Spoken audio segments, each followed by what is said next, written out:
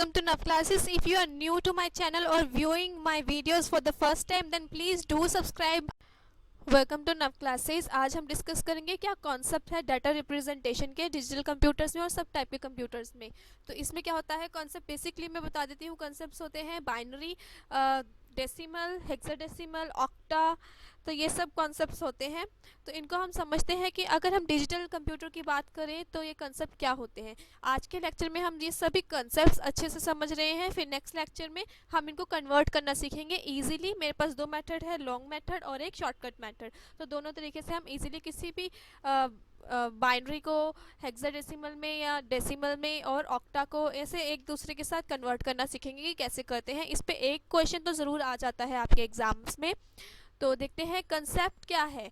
जो digital computer है उसके अंदर जो डाटा और इंस्ट्रक्शंस होती हैं वो एंटर नहीं की जा सकती डायरेक्टली कंप्यूटर के अंदर ह्यूमन लैंग्वेजेस के थ्रू, जैसे हिंदी या इंग्लिश में। जब हम इनको प्रेस करते हैं तो ये अपने आप अपनी बाइनरी लैंग्वेज में कन्वर्ट करता है और फिर अपना समझ जाता है लैंग्वेज को। Any type of data can be in numbers. कोई भी डाटा हो सकता है नंबर में, लेटर में, सिम्बल्स में, साउंड, पिक्चर, इस तरीके से कैसे भी हो सकता है। इसको मशीन लैंग्वेज में पहले कन्वर्ट कर दिया जाता है, जो होती है binary language.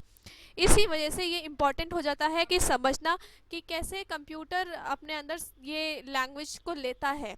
How a computer together with peripheral devices handle the data in electronic circuit और magnetic media in optical devices। कि कैसे कंप्यूटर इन सब लैंग्वेजेस को समझता है और कैसे कन्वर्ट करता है इस डेटा रिप्रेजेंटेशन के लिए। इसीलिए ये सब ज़रूरी है समझना। Data representation in digital circuit. Digital circuit जो होते हैं, अगर हम इलेक्ट्रॉनिक कंपोनेंट्स की बात करें जैसे कि माइक्रो प्रोसेसर, ये बने होते हैं मिलियंस ऑफ इलेक्ट्रॉनिक सर्किट से, ठीक है। तो उनकी जो अवेलेबिलिटी होती है, अगर हम ऑन की बात करें, अगर हाई वोल्टेज मिल गए तो उसको हम ऑन मान लेते हैं, और अगर हाई वोल्टेज मिल गए उसको ऑन मान लिया, स्विच ऑन, तो उसको वैल्यू दे दी जाती है 1। जबकि लो वोल्टेज मिल जाए उसको ऑफ मान लिया जाता है और उसको कह दिया जाता है 0। This concept can be compare to switching on off in electronic circuit, ठीक है। ये सभी इलेक्ट्रॉनिक सर्किट के लिए लागू होता है। जब स्विच क्लोज होता है, the high voltage in circuit goes to be bulb to light. जब भी हाई वोल्टेज मिलती है तो लाइट जगती है, ठीक है, तो उसको बोलते हैं 1। और जब स्विच ओपन होता है, बल्ब ऑफ हो जाता है, तो उसको बोलते हैं 0, बल्ब बंद हो गया। ये वाली जो फॉर्म है, इससे जो हम डिस्क्राइब कर रहे हैं डाटा रिप्रेजेंटेशन को, ये डिजिटल कंप्यूटर्स में भी चलती है, बाइनरी नंबर सिस्टम में। फिर डाटा रिप्रेजेंटेशन मैग्नेटिक मीडिया में कैसा काम आता है। ये लैंड और पिट के बेसिस पे है, यानी कि एक सरफेस प्लेन है और एक में गड्ढे डले हुए हैं, तो ये उसके बेसिस पे है। अगर तो वो लैंड है तो उसको हम 1 मान लेते हैं, प्लेन है। अगर उसमें पॉट्स हैं तो उसको हम 0 मान लेते हैं, ठीक है। अगर फॉर एग्जांपल अगर हम लें आइडिया कि अगर एक पैटर्न ऑफ लाइट है, अगर वो रोटेटिंग डिस्क के ऊपर लाइट पड़ती है तो वो डिटेक्टर डिटेक्ट कर लेता है और उसको मान लिया जाता है 1। जबकि field in opposite direction interpreted as, जब वो खड्डे में चली जाती है यानी कि पॉट में चली जाती है तो उसको 0 मान लिया जाता है। Magnetic technology is mostly use in storage devices के अंदर यूज होती है। Are coated with special magnetic material such as iron oxide. ये सब थ्योरेटिकल पार्ट है जो मैं अभी बता रही हूँ आपको। इसको सॉल्व करना नेक्स्ट लेक्चर में ज़रूर समझेंगे। Data representation on optical media. अगर ऑप्टिकल मीडिया की बात करें तो इसमें भी 1 और 0 होता है, सब में 1 और 0 ही होता है, लेकिन उनको समझने का तरीका अलग है। Optical devices use technology to read और स्टोर डाटा। अगर हम CD रोम का एग्जांपल लें, अगर हमारे CD की शाइनिंग वाली सरफेस हम उसके ऊपर रखते हैं CD रोम के अंदर, तो वो जो माइक्रोस्कोप होता है, पावरफुल माइक्रोस्कोप, उसकी जो रेज है वो उसको पकड़ लेता है, तो वो हो गया आपका 1। और अगर 1 हो गया और उसको मान लेते हैं हम लैंड, वो लैंड होती है। और अगर वो उसका जो खड्डा होता है वो वाली स्पेस है जहाँ पे कोई लाइट नहीं कैच हो रही, तो उसको मान लेते हैं पिट्स। तो ये एक एग्जांपल है CD रोम के थ्रू। रीज़न क्या है यूज़ करने का बाइनरी सिस्टम कंप्यूटर्स के अंदर? It has proved difficult to develop devices that can understand natural language directly. ये बहुत डिफ़िकल्ट है कि डिवाइसेस नेचुरल लैंग्वेज डायरेक्टली समझ पाए। जो डिवाइस है वो सिर्फ ऑन और ऑफ के लैंग्वेज ही समझता है। ऑन का मतलब 1, ऑफ का मतलब 0। तो कोई भी लंबा सा लंबा वर्ड हो, कुछ भी हो, उसको वो 1 और 0 की लैंग्वेज ही समझता है। इसलिए ये रीज़न है कि हमें बाइनरी लैंग्वेज को भी सीख लेना चाहिए, हमें भी समझना चाहिए कि वो कैसे आया, reason behind that. Bits, bytes, nimble and words. अब बिट्स की बात करते हैं। अगर बिट्स, ये सब जो यूज़ होते हैं ये कंप्यूटर मेमोरी के बेसिस पे यूज़ होते हैं, और ये है डाटा का साइज़, कि डाटा कितना बड़ा है। कुछ बिट्स में होता है, बाइट्स में होता है, फिर निबल में, वर्ड में, एमबी के भी, इन सब में होता है। बिट्स का मतलब है इसको आइदर बाइनरी, कोई भी एक बाइनरी से माना जाता है, या तो ये 0 हो सकता है या फिर ये 1 हो सकता है। ये बेसिक यूनिट है डाटा की और इन्फॉर्मेशन की डिजिटल कंप्यूटर्स के लिए। बिट सबसे कम छोटा होता है, ये होता है या फिर 0 या फिर 1। उसके बाद आता है byte. Byte group of bits है, इसके अंदर 8 बिट्स होती हैं, 8 बिट्स, जो कि यूज़ होती है करेक्टर को रिप्रेजेंट करने के लिए, करेक्टर को बताने के लिए कि ये ऐसा करेक्टर है। Byte considers as the basic unit of measuring memory size. Memory का अगर हमें साइज मेज़र करना है तो उसका बेसिक यूनिट मानते हैं हम इसको, किसको? बाइट को। निबल क्या होता है? ये बाइट में कितनी बिट्स होती हैं? 8, और निबल में होती है बाइट के आधी। निबल होता है बाइट का आधा, निबल में यानी कि 4 बिट्स होती हैं। वर्ड क्या होता है? ये 2 या 2 से ज़्यादा बिट्स को मिलाकर कोई भी वर्ड बनता है, ठीक है। और वर्ड की जो लेंथ है उसको मेज़र किया जा सकता है number of bits in each word, कितनी बिट्स हैं एक वर्ड में। अगर हम एग्जांपल है तो word can have length of 16 bits, 32 bits और 64 बिट्स। तो ये हम एग्जांपल सब ले रहे हैं कंप्यूटर की लैंग्वेज के ऊपर। तो ये 16 हो सकती है, 32 या फिर 64 हो सकती है। ये एक मैंने चार्ट प्रिपेयर किया है फ्रेंड्स आपके लिए कन्वर्जन टेबल का।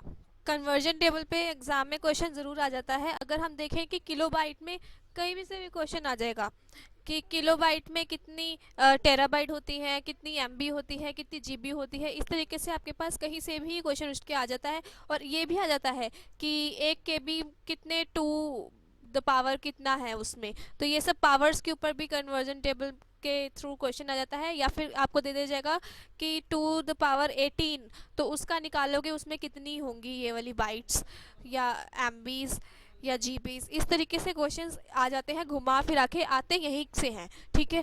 तो देखो अगर हम देखें सिंपल लैंग्वेज में कि किलोबाइट्स में कितने बाइनरीज होती हैं तो 2 द पावर 10 होती है, ठीक है। अगर ऐसे ही क्वेश्चन में आ जाता है कि 256 का बताओ कि कितनी बाइनरी होंगी, यानी कि कितना 2 द पावर समथिंग होगा, निकालेंगे। इसका निकालना है अगर, तो ये आपको पता है 2 द पावर 8। इसका क्या मतलब होता है कि 2 multiplied by 2 multiplied by 2 multiplied by 2, इसको 8 बार मल्टीप्लाई करना है तो हमारा आंसर आएगा 256। ऐसे ही एक और है आपके पास 128 का, तो वो क्या होता है 2 द पावर 7। तो ये तो कुछ याद ही कर लो, जो बार बार क्वेश्चंस आए हुए हैं एग्जाम में इनको तो आप याद ही कर लो। जैसे कि 128 का 2 द पावर 7, तो इसको निकालते कैसे है ये मैंने समझा दिया कि अगर 2 को 7 बार मल्टीप्लाई करेंगे तो 128 आंसर आ जाएगा।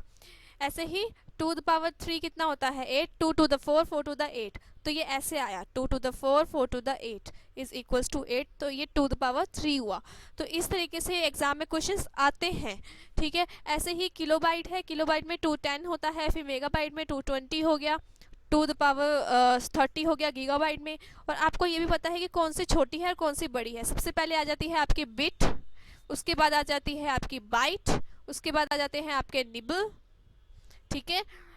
निबल कौन से होते हैं 4 बिट वाले, ये 8 बिट वाले, और ये 01 में से कोई भी हो सकता है। फिर उसके बाद आ जाते हैं आपके किलोबाइट, केबी, एमबी, गीगाबाइट, टीराबाइट, फिर पेटाबाइट, एक्साबाइट, जेटाबाइट, फिर योटाबाइट। ये सबसे लास्ट में अभी तक देखा गया है जोटाबाइट, ठीक है। इनको याद कर लो। अब ये बाइनरी भी आपको याद करना इजी हो गया, इनके शॉर्ट फॉर्म्स भी समझ में आ गई। अब इनका जो बाइट्स है वो कैसे निकलती हैं, 1 किलोबाइट में कितनी होती हैं बाइट्स 1024, और ऐसे ही 1 किलोबाइट में कितनी एमबी है, ये भी 102। वैसे ही 1 एमबी में कितनी केबी है तो अगर ये भी देखोगे तो 102 KB आएगा आपका आंसर। ठीक है, ये रहा यहाँ पे ये वाला कि कितनी केबी है, फिर कितनी एमबी है गीगाबाइट में, फिर टेराबाइट में कितनी जीबी है, ये 1024 ऐसे ही आएंगी ये वाली भी। ठीक है, इसके बाद हम यहाँ पर आ जाते हैं ये वाली टेबल पे। ये तो है ट्रेडिशनल यूनिट्स की आपकी टेबल। अब आती है आपकी डेसिमल कंपैरिजन के लिए, डेसिमल फॉर कंपैरिजन। अगर यहाँ पर किलो बिट है, यहाँ पर देखो बाइट नहीं है, यहाँ पे कंफ्यूज नहीं होना एग्जाम में। किलो बिट, बिट्स के बारे में बात हो रही है, हम डेसिमल में निकाल रहे हैं इसको। तो इनका क्या बनता है, इनका शॉर्ट फॉर्म यानी कि आईसीई क्या बनता है, के बिट, एम बिट, जी बिट, ऐसे बनेगा। ये समझ में आ गया। फिर उसके बाद इनके डेसिमल्स जो है वो आएंगे 10 to the power 3। इनके बाइनरी लैंग्वेज में अगर हम देख रहे थे तो 2 की पावर चल रही थी। डेसिमल हमें पता है कि इनका इसका बेस कितना होता है डेसिमल का, डेसिमल का बेस होता है 10, बाइनरी का बेस होता है 2, इसलिए ये सब ऐसे चल रहे थे। ठीक है, मेगाबाइट में 10 6, गीगाबाइट में 10 9। यहाँ देखो अब 3 का टेबल चल रहा है यहाँ पे इनके पावर्स में। ठीक है, टेराबाइट में 10 12, इसको भी आप अच्छे से याद कर लोगे, ये टेबल आपके सामने है। फिर अगर आप इसको ऐसे करके देखना चाह रहे हो तो ये भी एग्जाम में कहीं ना कहीं आया था, मैंने देखा था, इक्वल्स टू 1000 बिट। फिर इधर भी 1000 का चक्कर चल रहा है, यहाँ पर कौन सा चक्कर चल रहा था, 1024 बिट, यहाँ पे 1000 का चल रहा है। तो देखो अब अगर आपको पूछ लिया कि टेराबाइट में कितनी होती हैं, टेराबाइट्स में होती हैं 1000 गीगाबिट, टेराबिट में होती है 1000 गीगाबिट। तो इस तरीके से ये आपका इजीली सॉल्व हो जाएगा एग्जाम में।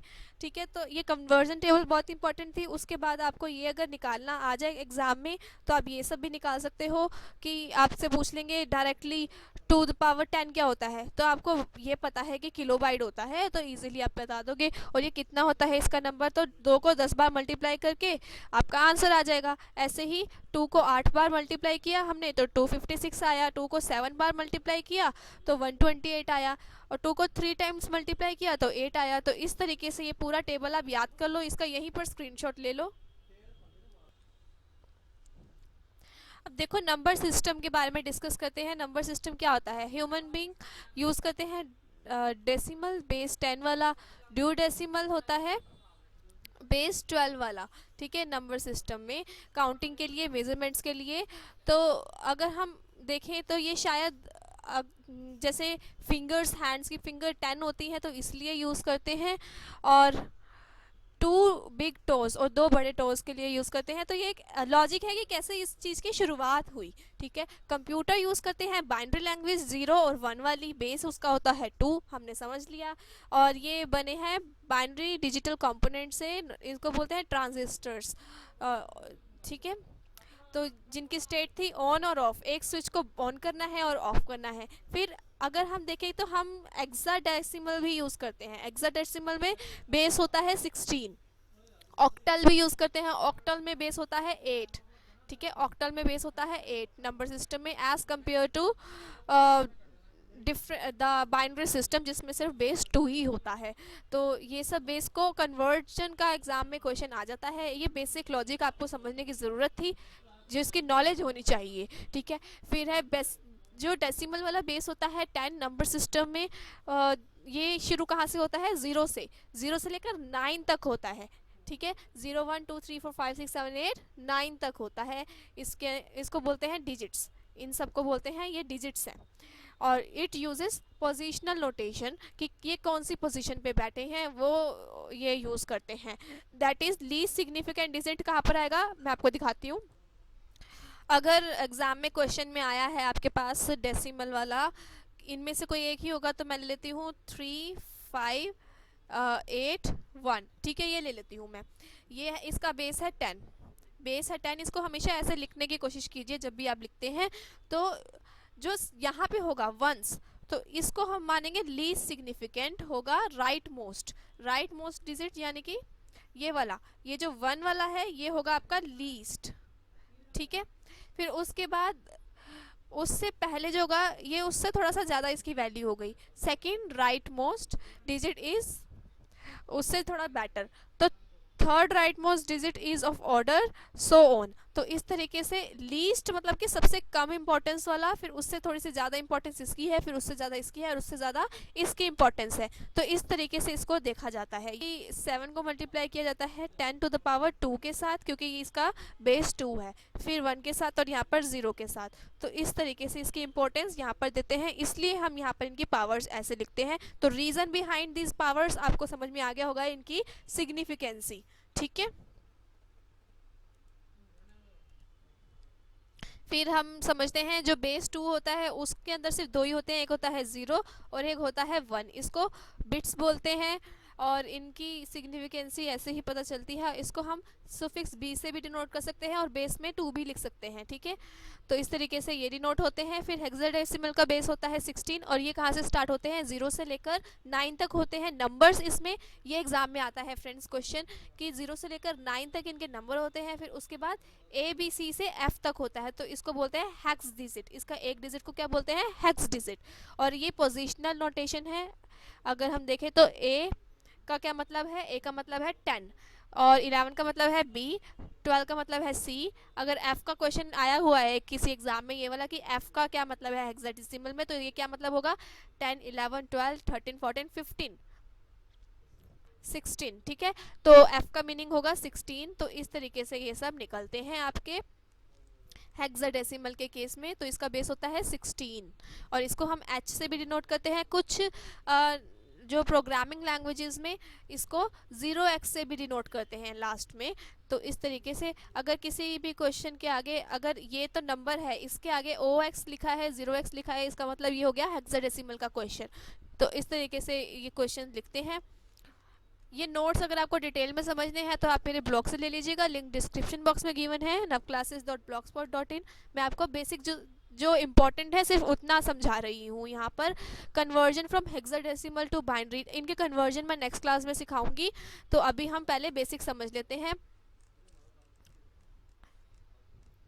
बिल्कुल आसान वे में सिखाऊंगी मैं नेक्स्ट क्लास में। बेसिक है यहाँ पर कंप्यूटर मेमोरी और डाटा रिप्रेजेंटेशन।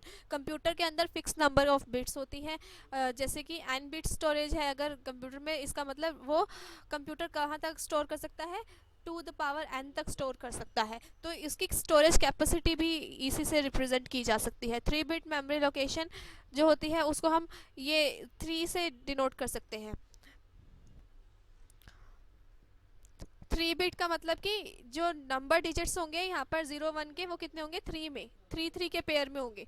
अगर मैं बात करूँ 8 बिट की, 8 बिट की बात करूँ तो आपका इसका पेयर कितने का बनेगा 8 में, यानी कि 0 0 0 0 ऐसे और 0 0 0 0। यहाँ पे 0 1 की जगह 1 1 कुछ भी हो सकता है। ठीक है, तो ये कुछ भी हो सकता है। मैं इसको एग्जांपल दे रही हूँ कि 8 8 का पेयर बनेगा यहाँ पर।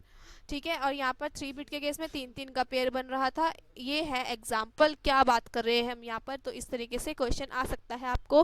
ठीक है, और इनको रिप्रेजेंट किया जाता है 8 बिट में, 16 बिट, 32 बिट और 64 बिट में। और ये बिट वाली जो बात है, ये कुछ इंटीजर्स यहाँ पर अनसाइंड होते हैं, कुछ साइन होते हैं, यानी कि कुछ तो होते हैं वो कॉमन होते हैं, इसको हम प्लस या माइनस में नहीं लेते, लेकिन कुछ होते हैं नेगेटिव में। जैसे कि हम देखें अगर 8 बिट वाले क्वेश्चन के अंदर जो 8 बिट वाले अनसाइंड इंटीजर्स होंगे वो कहाँ तक हो सकते हैं, 0 से लेकर 255 तक कहीं भी हो सकते हैं। जबकि जो साइन इंटीजर्स की रेंज है वो नेगेटिव से लेकर पॉजिटिव तक चलती है, जैसे कि 128 नेगेटिव 128 माइनस 128 से लेकर 127 तक की रेंज वो चलेगी। ठीक है, तो ये डिफरेंस है यहाँ पर माइनस वाले नेगेटिव वाले में और प्लस वाले में और अनसाइंड वाले में। कुछ होते हैं साइन और कुछ होते हैं अनसाइंड। एग्ज़ाम में 2006 8 इस तरीके से एग्ज़ाम में आपके ये साइंड वाले को भी सॉल्व करना आया हुआ है, जिसको आपने सॉल्व करना है। फॉर एग्जांपल -19 को आपको बाइनरी में कन्वर्ट करना था डेसिमल को। तो ये क्वेश्चन आया हुआ है, तो देखेंगे इसको नेक्स्ट क्लास में कि कैसे सॉल्व करना चाहिए। अब आप देखिए कि कौन कौन से टाइप के होते हैं डाटा रिप्रेजेंटेशन। ये होते हैं कंप्यूटर सिर्फ नंबर, लेटर और स्पेशल सिंबल को ही नहीं मानता, इसमें साउंड, पिक्चर और वीडियोस ये सब को कैसे ले पाता है इसी 0 1 की लैंग्वेज से। तो वो सब हमें समझने की ज़रूरत है। और लिमिटेशन जो है वो है कि डेवलप किया जाए बेटर वेज इन सबको हैंडल करने में, बाइनरी डिजिट्स को हैंडल करने में। ठीक है, हायर नंबर सिस्टम यूज़ किए जाते हैं कंप्यूट करने के लिए और रिड्यूस करने के लिए, जो भी कम करने के लिए, बाइनरी डिजिट को मैनेजेबल फॉर्म में लाने के लिए हायर नंबर सिस्टम यूज़ किए जाते हैं। जैसे कि हमने समझा अभी हेक्साडेसिमल समझा, 16 बेस वाला। ठीक है, तो number system and their representation. Number system set of symbols होते हैं जो रिप्रेजेंट करते हैं कि क्या है, कौन से कॉमन बेस के लिए या फिर रेडिक्स के लिए हम कुछ निकाल रहे हैं, ऐसे होता है। सो फार कंप्यूटर के अगर हम कंसर्न करें तो नंबर सिस्टम क्लासीफाई होता है दो मेजर कैटेगरीज में। कौन कौन सी है वो? एक तो है डेसिमल नंबर सिस्टम, फिर binary number system. 4 basic categories में ये होता है क्लासीफाई, ऑक्टल, हेक्साडेसिमल। ठीक है, इन सब के अंदर कन्वर्जन का क्वेश्चन आपको कहीं से भी उठ के आ सकता है। डेसिमल नंबर सिस्टम जो होता है, हमने सब ये समझ लिया, अब इनको हम ज़्यादा सॉल्व करना ही सीखेंगे। अगर आपको, मैंने ये बहुत सारे नोट्स यहाँ पर क्रिएट करे हैं, एक ही नोट में मैं आगे आगे कंपाइल करती जा रही हूँ। ये पूरा आपका कंप्यूटर एप्टीट्यूड का एक ही में कंप्लीट हो जाएगा, तो आप लिंक डिस्क्रिप्शन बॉक्स में गिवन है, सब यहाँ से देख सकते हैं। इसको कन्वर्ट करना मैं नेक्स्ट लेक्चर में सिखाऊंगी। ठीक है, तो नव क्लासेस देखते रहें, प्लीज़ लाइक करें, सब्सक्राइब करें और शेयर करें मेरी वीडियोस अपने फ्रेंड्स के साथ। अगर कोई प्रॉब्लम है तो आप पूछ सकते हैं, और ये नोट्स मेरे लिंक डिस्क्रिप्शन बॉक्स में है। मैं पीडीएफ तब प्रोवाइड करूँगी जब मेरा ये कंप्लीट हो जाएगा सेशन। ठीक है, so thank you. Click here on the subscribe button and then click on Nav classes. You will reach to my channel. Here you can click on bell icon so that you will get notified as and when I upload my new video. Now please do uploaded videos, you can click here on videos, so you will get all videos here. If you click on playlist, you will get respective video you are searching for as per your interest.